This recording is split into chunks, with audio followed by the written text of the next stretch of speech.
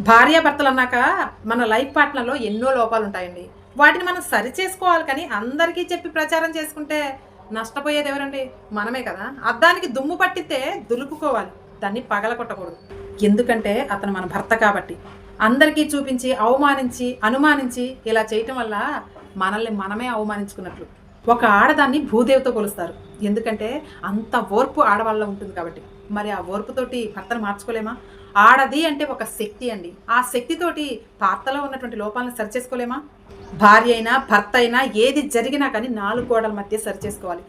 తను కాళ్ళు పట్టుకున్నా, తను కాళ్ళు పట్టుకున్నా, బుజ్జగించినా, బ్రతిమిలాడినా, కోప్పడినా, అలిగినా ఇవన్నీ కూడా 4 గోడల మధ్యే ఉండాలి. వీళ్ళ తల్లిదండ్రులకి, వాళ్ళ తల్లిదండ్రులకి, బంధువులకి, చుట్టాలకి, ఫ్రెండ్స్‌కి ఇలా చెప్పుకొని మీ పరువు మీరే తీసుకుంటారా? ఒక విషయం గుర్తుపెట్టుకోండి. ఇద్దరిలో ఏ ఒక్కరి పరువు పోయినా రెండో వాళ్ళ పరువు కూడా ఆటోమేటిక్‌గా పోతుంది. భార్యాభర్తలంటే చెరుసగం అండి. ఆ ఇద్దరు కరెక్ట్‌గా ఉంటేనే ఆ సంసారం కరెక్ట్‌గా ఉంటుంది. అప్పుడే వాళ్ళ పిల్లలు కూడా కరెక్ట్‌గా ఉంటారు. వాళ్ళ ఫ్యామిలీ కూడా చాలా పాజిటివ్‌గా ఉంటుంది. కాబట్టి మన లైఫ్ పార్ట్నర్‌లో ఏమైనా లోటుపాట్లు ఉంటే మనమే సరి చేసుకుందాం. హ్యాపీగా ఉందాం.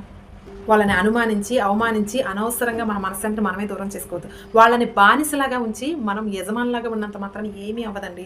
వాళ్ళని రాజులాగా ఉంచి మనం రాణిలాగా ఉంటే మనం ఎప్పటికీ రాణులమే. ఏమంటారు?